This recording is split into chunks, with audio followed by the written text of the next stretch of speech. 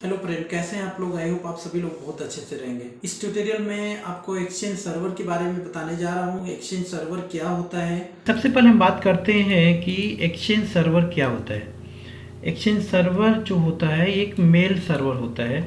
जब हम कंपनी के अंदर मेल को कंपोज करते हैं, सेंड करते हैं, रिसीव करते हैं, तो जो हमारा मेल होता है वो एक्सचेंज सर्वर के रूट से जाता है। जैसे एग्जाम्पल के लिए मैं बताता हूँ तो आपको इजीली समझ में आ जाएगा। ये डायग्राम से आप समझने की कोशिश करिए, समझ में आ जाएगा। मैं समझाने की कोशिश करता हूँ आपको। यहाँ देखिए, ये हमारे मेल क्लाइंट हैं, ये मेल क्लाइंट हमारे, और यहाँ पे मेल क्लाइंट है।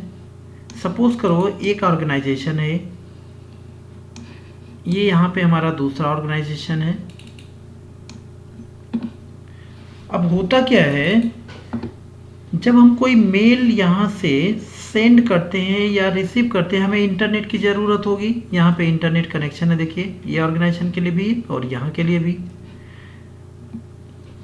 थोड़ा लॉजिक समझना है यहाँ पे। जब हम मेल को सेंड करते हैं, राइट, तो हमें क्या चाहिए, एक डोमेन के द्वारा होता है, जो कि डोमेन आपका चाहे जीमेल होगा या तो याहू मेल होगा, रेडिफ मेल होगा, राइट, ऐसे कोई डोमेन होंगे। ये है क्या, ये क्या मेल सर्वर है?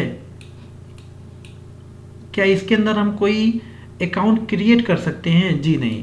हम लोग जीमेल के द्वारा gmail.com में या ymail.com में या rediffmail.com में, ये तो एक डोमेन है। डोमेन में हम कोई अकाउंट नहीं क्रिएट कर सकते हैं, राइट। तो होता क्या है, एक्चुअली इसके बैक एंड में एक सर्विसेज रन होता है, एक सर्वर रन होता है, जिसको हम क्या बोलते हैं, एक्सचेंज सर्वर बोलते हैं। इसके बैक एंड में एक सर्वर रन होता है जिसे हम क्या बोलते हैं, एक्सचेंज सर्वर होता है। एक्सचेंज सर्वर आप बोलिए, या इसी को हम क्या बोलते हैं, मेल सर्वर भी बोलते हैं। तो मेल सर्वर, एक्सचेंज सर्वर क्या होता है, इस डोमेन के बैक एंड में काम करता है, राइट। अब होता क्या है, जब हम यहाँ से कोई मेल सेंड करते हैं, तो ये जो मेल होता है, अगर हम इस ऑर्गेनाइजेशन के अंदर करेंगे तो यहाँ पे हमारे पास एक एक्सचेंज होना चाहिए। या तो अगर हम डायरेक्ट, अगर हम सपोज करिए हम जीमेल यूज़ कर रहे हैं, हमारा ईमेल आईडी है और मैं आपको जीमेल कर रहा हूँ, आपका भी जीमेल आईडी है या याहू मेल है, ठीक है। तो उस केस में क्या होता है, जब हम यहाँ से मेल करेंगे तो वो कहाँ जाएगा, सीधे जीमेल पे जाएगा, राइट, जीमेल पे जाएगा, जीमेल सर्वर पे। अब जीमेल सर्वर क्या है, जीमेल के बैक एंड में एक एक्सचेंज सर्वर या मेल सर्वर रन हो रहा है, वहाँ पे हमारा मिल जाएगा। यही लॉजिक आपको समझना है, ठीक है। ओके, ये पहला क्रेडेंशियल हो गया। अगर हमें इस ऑर्गेनाइजेशन से इस ऑर्गेनाइजेशन को मेल भेजना है, तो हमारा मेल कहाँ जाएगा, इंटरनेट के द्वारा ये जाएगा पहले जीमेल सर्वर को, राइट। मतलब इसके बैक एंड में जो एक्सचेंज सर्वर वहाँ पे, उसमें मेल बॉक्स डेटाबेस होता है, उसमें जाएगा, और वहाँ से फिर वो डेस्टिनेशन जिसको हमने भेजा है वहाँ जाएगा। ऐसे काम करता है, राइट। तो आई होप आपको ये समझ में आया क्या कि मेल सर्वर क्या होता है और एक्सचेंज सर्वर क्या होता है। एक्चुअली जो भी मेल, पर्सनल मेल या कंपनी के अंदर मेल जो भी हम सेंड या रिसीव या कंपोज करते हैं, उसमें कहीं ना कहीं एक मेल सर्वर बैक एंड में होता है, जिसी को हम क्या बोलते हैं, एक्सचेंज सर्वर बोलते हैं। हम डायरेक्ट जीमेल में कोई मेल नहीं भेजते हैं, जीमेल तो एक डोमेन है, ओके, उसके बैक एंड में एक्सचेंज सर्वर रन हो रहा है, ओके। अच्छा, जब हम मेल भेजते हैं या रिसीव करते हैं तो प्रोटोकॉल की ज़रूरत होती है। वो कुछ प्रोटोकॉल ये काम करते हैं, जो IMAP प्रोटोकॉल होता है, पॉप प्रोटोकॉल होता है, या SMTP प्रोटोकॉल होता है। इनपुट और आउटपुट, मतलब जो मेल आता है रिसीव करने के लिए या मेल जो हम भेजते हैं उसके लिए, राइट, ये प्रोटोकॉल काम करते हैं, ओके। यहाँ पे इंटरनली जो हमारा ऑर्गेनाइजेशन है, इसके अंदर जो जितने कंप्यूटर हैं, ये क्लाइंट मेल होते हैं। यहाँ पे क्लाइंट मेल सेंड करता है, ये मेल सर्वर के पास जाता है, फिर यहाँ से होके ये दूसरे क्लाइंट मेल पे जाता है, राइट। तो इस तरह से हमारा एक्सचेंज सर्वर काम करता है। मैं इसका दूसरा सिनेरियो आपको देता हूँ। अब सपोज करिए हमारा ये ऑर्गेनाइजेशन यहाँ पर है, राइट, ये ऑर्गेनाइजेशन है, ये कोई कंपनी है यहाँ पे, और हमें इंटरनेट के द्वारा नहीं, आपस में सपोज करिए इंटरनली 200 यूज़र्स हैं इसके अंदर, और ये 200 यूज़र्स आपस में कम्युनिकेट करना चाहते हैं, मतलब मेल सेंड करना चाहते हैं, रिसीव करना चाहते हैं, राइट। तो उस केस में हम क्या करेंगे, उस केस में भी हम लोग क्या करते हैं, एक्सचेंज सर्वर यहाँ पे एक लगा देंगे, हम लोग एक एक्सचेंज सर्वर इंस्टॉल करेंगे और बाकी सभी क्लाइंट मेल रहेंगे। क्लाइंट मेल के लिए सबसे बेटर क्या होता है, आप आउटलुक यूज़ कर सकते हैं, ठीक है, माइक्रोसॉफ्ट आउटलुक या आउटलुक एक्सप्रेस यूज़ कर सकते हैं क्लाइंट मेल के लिए, और जो सारा ट्रांसमिट कहाँ पे होगा, इस एक्सचेंज सर्वर में। अब इस एक्सचेंज सर्वर के लिए ये इंटरनली 200 कंप्यूटर्स को मेल सेंड करना या रिसीव करना आपस में, इसके लिए हमें इंटरनेट की ज़रूरत नहीं है। ये मेल जो भी जाएगा, मान लीजिए यहाँ पे यूज़र 1 है, ये यूज़र 3 को भेज रहा है मेल, तो ये मेल कहाँ जाएगा, ये सीधा जाएगा हमारे एक्सचेंज सर्वर के मेल बॉक्स में, वहाँ सर्च करेगा डेस्टिनेशन, वहाँ पे राउट करेगा और वो डेस्टिनेशन को भेज देगा। तो यहाँ से सेंड हुआ है, यहाँ पे रिसीव हो गया। ये सारा एक्नॉलेजमेंट कहाँ से हो रहा है, एक्सचेंज सर्वर से। राउट कहाँ से हो रहा है, एक्सचेंज सर्वर से हो रहा है, राइट। तो ये एक्सचेंज सर्वर लोकल एनवायरनमेंट में भी काम करेगा, और अगर हम ग्लोबली बात करते हैं, अगर हम अभी दूसरा सिनेरियो में बताता हूँ आपको, यहाँ से अब क्या करना हूँ मैं कि अब ये ऑर्गेनाइजेशन से मेल हमें यहाँ पे इस ऑर्गेनाइजेशन में भेजना है। तो इसके लिए क्या होना है, इसके लिए इंटरनेट की ज़रूरत पड़ेगी। अब यहाँ पे जो एक्सचेंज सर्वर है हमारा, राइट, एक्सचेंज सर्वर से यहाँ से जब हम मेल भेजेंगे, ये यहाँ से इंटरनेट के द्वारा यहाँ इस ऑर्गेनाइजेशन में इस क्लाइंट को भेज देगा। अब कैसे भेज देगा, यहाँ हमारा इंटरनली ऑर्गेनाइजेशन में सपोज करिए यहाँ पे एक डोमेन हमारा है ishaninfo.com, ये हमारा डोमेन है ishaninfo.com, राइट। ishaninfo.com थोड़ा सा चलने में प्रॉब्लम हो रहा है, मैं फिर से इसको बना ले रहा हूँ। देखिए यहाँ पे मैं नोट डाउन कर लेना, ये हमारा डोमेन है यहाँ पर ishaninfo.com, राइट। और इस डोमेन से, इस डोमेन के बैक एंड में एक एक्सचेंज सर्वर हमारा रन हो रहा है। तो अब हमें अगर इंटरनली ऑर्गेनाइजेशन में बनाना रहेगा तो क्या होगा, जितने यूज़र है, सपोज करिए यहाँ पे एक यूज़र है, तो ये यूज़र क्या रहेगा, user1@ishaninfo.com इसका ईमेल आईडी होगा, user3@ishaninfo.com इसका ईमेल आईडी होगा। जैसे हम लोग यूज़ करते हैं ना money@gmail.com, वैसे यहाँ पे हो जाएगा money@ishaninfo.com हो जाएगा, इसका ईमेल आईडी हो जाएगा, इससे मिल। अब ये क्वेश्चन ही आता है यहाँ पे user1 ishaninfo.com, क्या यहाँ पे ये दूसरा ऑर्गेनाइजेशन है, इस ऑर्गेनाइजेशन का नाम है, सपोज करिए ये है कोई दूसरा ऑर्गेनाइजेशन intech.com, यहाँ पे है intech.com, ठीक है, int.com है। अब इस int.com को हमें मेल सेंड करना है, और ये सपोज करिए rakesh@int.com है। तो यहाँ से user1@ishaninfo.com से इसको भेजना, तो क्या होगा, इंटरनेट चाहिए हमें। इंटरनेट के द्वारा अब यहाँ पे क्या होगा, इस डोमेन में, इस ऑर्गेनाइजेशन में भी एक बैकएंड में एक्सचेंज सर्वर काम कर रहा होगा, राइट। एक्सचेंज सर्वर काम कर रहा होगा जहाँ int.com से सारे यूज़र होंगे, rakesh.int.com सपोज है, राइट। अब होगा क्या, इंटरनेट के थ्रू यहाँ जाएगा, अब ये गूगल के द्वारा जाएगा, अब गूगल के बैकएंड एक्सचेंज में जाएगा, वहाँ से इस पर्टिकुलर डोमेन में आ जाएगा, यहाँ पे रिसीव होगा, राइट। तो एक तो मैंने क्या बताया, एक्सचेंज सर्वर अगर एक इंटरनल ऑर्गेनाइजेशन में, फिर से फ्रेश एकदम समझने की कोशिश करिए आप, एकदम इंटरनल 500 कंप्यूटर्स हैं, 500 यूज़र्स हैं यहाँ पर, तो हमें एक एक्सचेंज सर्वर यहाँ कॉन्फ़िगर करना रहेगा, और इंटरनली बिना इंटरनेट के आप यहाँ से आपस में जितने यूज़र हैं, 500 यूज़र, 1000 यूज़र, जितने भी यूज़र होंगे, आपस में मेल सेंड और रिसीव कर पाएंगे बिना इंटरनेट के। बट अगर आपको एक ऑर्गेनाइजेशन से दूसरे ऑर्गेनाइजेशन या इसी ऑर्गेनाइजेशन का दूसरा कोई ब्रांच है वहाँ पे मेल भेजना रहेगा तो उसके लिए आपको इंटरनेट की आवश्यकता होगी, और इंटरनेट की जब आवश्यकता होगी तो वहाँ पे आपको गूगल सर्वर का यूज़ करना रहेगा, उसके बैकएंड सर्वर का यूज़ करना रहेगा, वो होगा। तो कैसे होता है उसका यूज़? हम पब्लिक आईपी के द्वारा यूज़ करते हैं उसको, राइट। वहाँ पे पब्लिक आईपी का रोल आ जाएगा, और यहाँ पे किसी भी पब्लिक आईपी की ज़रूरत नहीं है। यहाँ पे क्या होगा, लोकली आप एक लैन जैसे यूज़ करते हैं ना आपस में शेयरिंग और रिसोर्सेस, वैसे मेल सेंड और रिसीव कर सकते हैं यहाँ पे, राइट। तो दोनों केसेस में आई होप आपको ये समझ में आ गया कि एक्सचेंज सर्वर इंटरनली ऑर्गेनाइजेशन में, राइट, प्राइवेटली कैसे काम करता है और एक पब्लिकली कैसे काम करता है एक ऑर्गेनाइजेशन से दूसरे ऑर्गेनाइजेशन में, राइट। और ये जो होते हैं, जो डोमेन होता है, डोमेन के बैक एंड में एक मेल सर्वर काम करता है जिसी को हम क्या बोलते हैं, एक्सचेंज सर्वर बोलते हैं, राइट।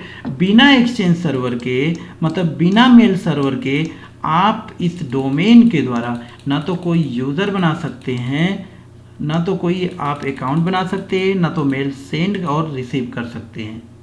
तो मेल और सेंड और रिसीव जो भी हम करते हैं उसके पीछे कहीं ना कहीं मेल सर्वर का रोल होता है, और मेल सर्वर जो होता है बैक एंड में रहता है, ओके।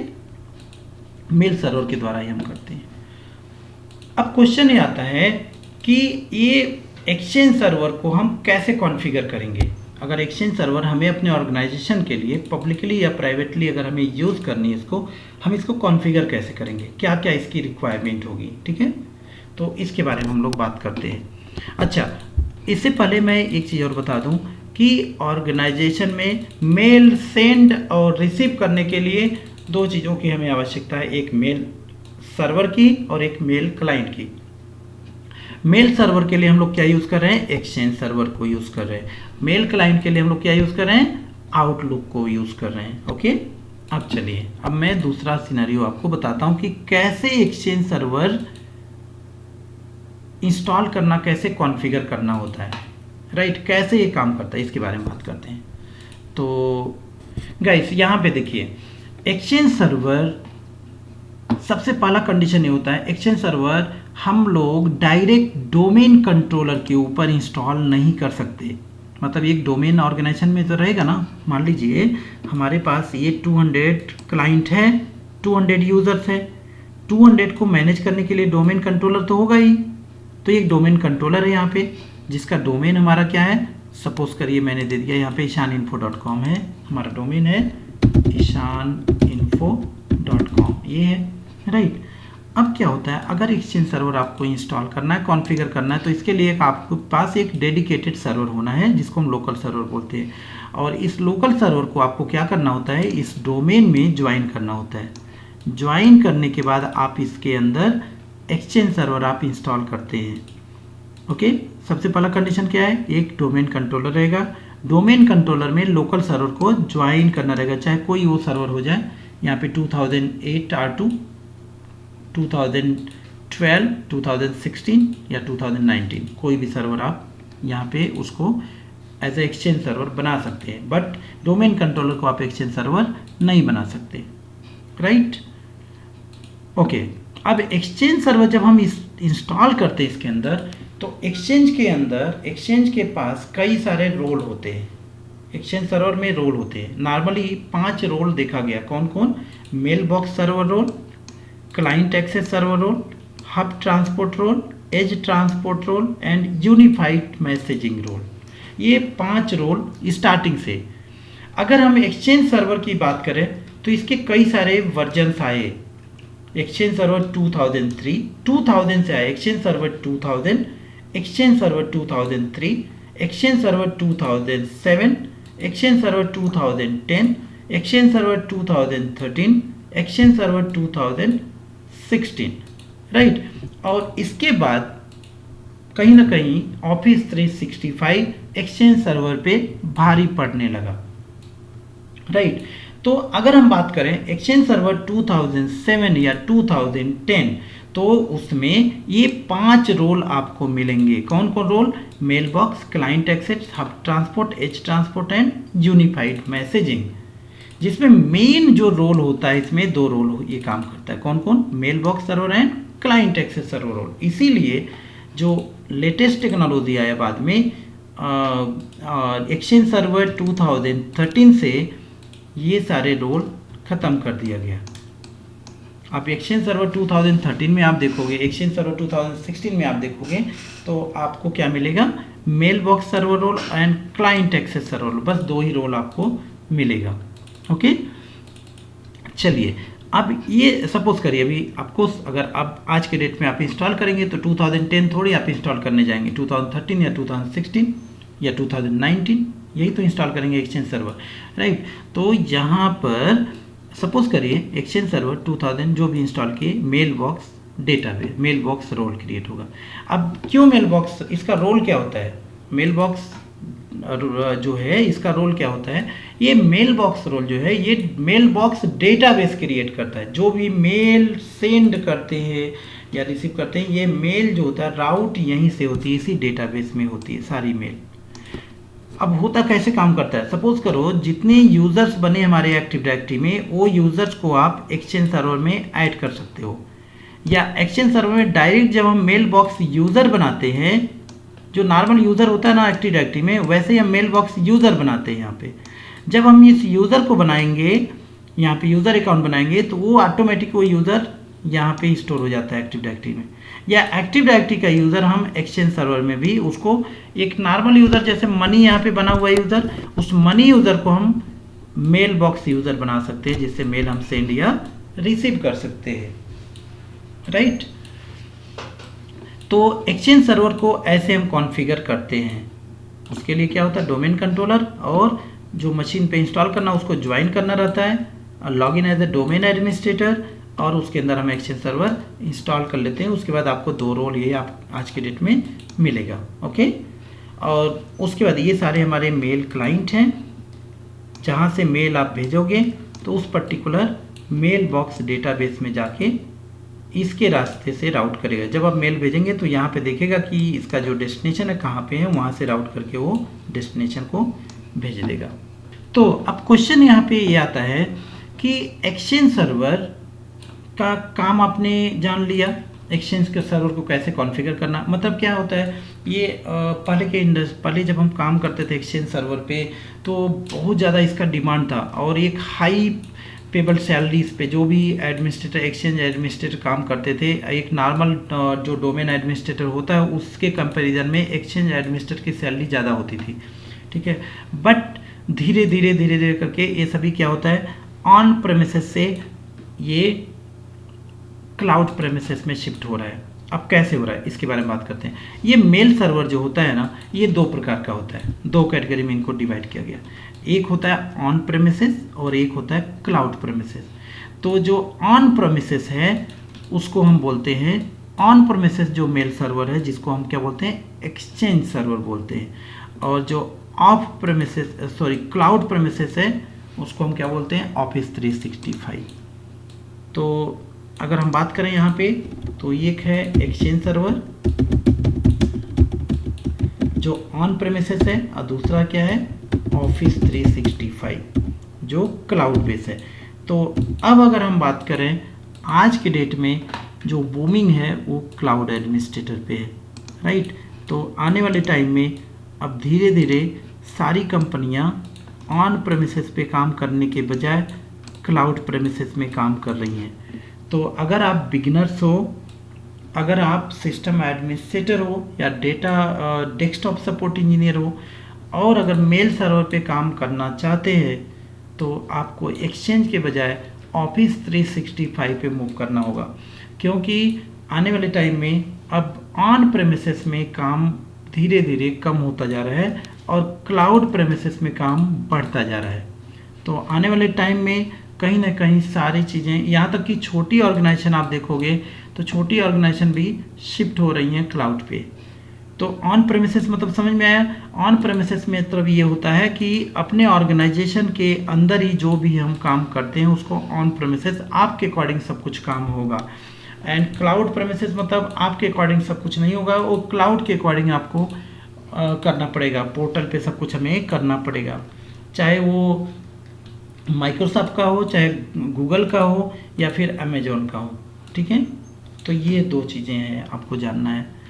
अब कैरियर के मामले में अगर हम बात करेंगे तो यस ऑफकोर्स, अगर आपको एक्सचेंज सर्वर आता है, अगर आपको आता है एक्सचेंज सर्वर, तो ऑफिस 365 में काम करना बहुत बड़ी बात नहीं है, आप अपने आप को अपग्रेड कर सकते हैं इजीली।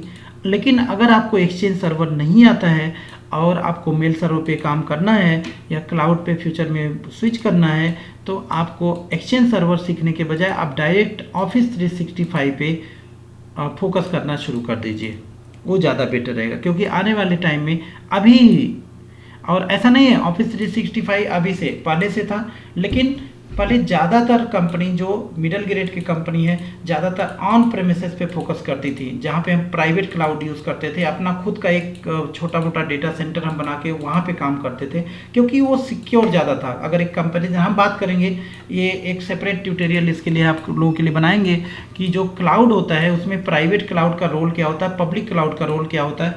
अब धीरे धीरे हम लोग भी जैसे जैसे इंडस्ट्री हो रही है वैसे वैसे हम लोग भी अब धीरे धीरे, आप हमारे साथ बने रहिए गाइस, और धीरे धीरे हम लोग भी अपग्रेड कर जाएंगे ऐसे। ठीक है, अभी हम ट्रेनिंग से फुर्सत नहीं मिल रही है, जैसे जैसे हो रही है मैं आगे क्लाउड बेस पे ट्यूटोरियल बनाना शुरू कर दूंगा सभी क्लाउड पे, आपको टेंशन नहीं लेना है। ये है, आई होप आपको समझ में आया होगा कि एक्सचेंज सर्वर होता क्या है, जिसे हम मेल सर्वर बोलते हैं, और काम कैसे करता है, और इसका इंडस्ट्री में क्या रोल है और क्या रोल होने वाला है, राइट।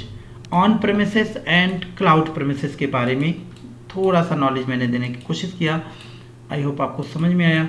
और आप हमसे जुड़े रहिए, इंस्टाग्राम में आप हमें फॉलो करिए, और कोई भी डाउट है, कुछ भी क्वेश्चन है, आप हमें इंस्टाग्राम पे शेयर करिए, चैट कर सकते हैं, जुड़ सकते हैं। कैरियर बनाने से रिलेटेड मेरा मेन फोकस होता है गाइस, कि जो बिगिनर्स हैं, जो स्ट्रगलर्स हैं, और जो फ्रेशर्स हैं उनके लिए, स्पेशली कॉलेज स्टूडेंट या जो फ्रेशर है डेस्कटॉप सपोर्ट इंजीनियर के लिए परेशान है, स्पेशली मैं उनके लिए फोकस कर रहा हूं, और उन्हीं को देखते हुए मैं ट्यूटोरियल धीरे धीरे आगे बढ़ रहा हूं। और जो भी सीनियर हमारे साथ जुड़े हैं उनसे रिक्वेस्ट है, आप चैनल छोड़ के मत जाइए, हमें छोड़ के मत जाइए, बने रहिए साथ में। और आने वाले टाइम में हम लोग भी धीरे धीरे अपग्रेड करके वहाँ तक पहुँच जाएंगे, हायर टेक्नोलॉजी तक पहुँच जाएंगे।